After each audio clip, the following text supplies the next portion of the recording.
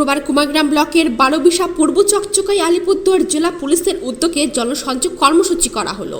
পূর্ব চকচকার কর্মতীর্থ ভবনে অনুষ্ঠিত এই কর্মসূচিতে উপস্থিত ছিলেন কুমারগ্রাম ব্লকের বিধায়ক মনোজ কুমার ওরাও এবং বারোবিশা ফাঁড়ির পুলিশ ওসি জগৎজ্যোতি রায় সহ বাকি অন্যান্যরা। জানা গিয়েছে, শিশু পাচার, বাল্যবিবাহ, মাদকাসক্তি এবং সাইবার অপরাধের বিরুদ্ধে মানুষকে সচেতন করতে এই ধরনের কর্মসূচি হাতে নিয়েছেন আলিপুরদুয়ার জেলা পুলিশ।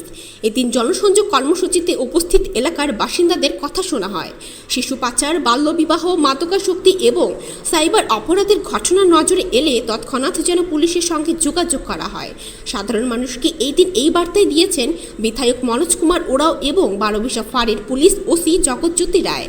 ওখানে যাবো, যে সমস্যাটা ছিল ওখানে মাত্র কয়েকজন ছিল, তো 12 জন ছিল, আজকে আপনারা চলে আসছেন, তো বিস্তারিত আলোচনা করেছেন আমাদের ওসি।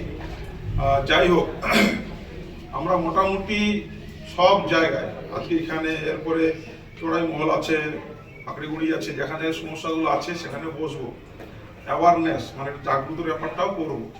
আর অবশ্যই আপনার নাম্বারগুলো দেওয়া হয়েছে প্রশাসন তরফ থেকে, যদি সেরকম কিছু মনে হয় তাহলে কিন্তু ফোন করে জানিয়ে দেবেন এই জায়গায় কিন্তু ঠেক হচ্ছে, এই জায়গায় কিন্তু ইস্যু হচ্ছে, তাহলে কি ইমিডিয়েট অ্যাকশন দিতে পারবে। ঠিক আছে, আমরা এখন এখান থেকে ওই হোমে যাব, হোমে ওখানে যাব, ওখানে দেখা করব।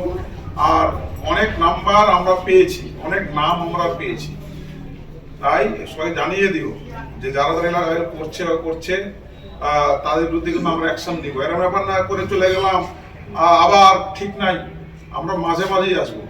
এই যে এখন তো সময় শুরু হয় নাই কিছু, মোটামুটি কয়েকদিনের মধ্যে, 1-1.5 মাসের মধ্যে আমরা যেখান থেকে অন্ধকার জায়গা আছে সেখানে লাইট টাইটগুলো লাগিয়ে দেবো, হ্যাঁ, যাতে কোনো এই গ্রুপিংগুলো না হয়।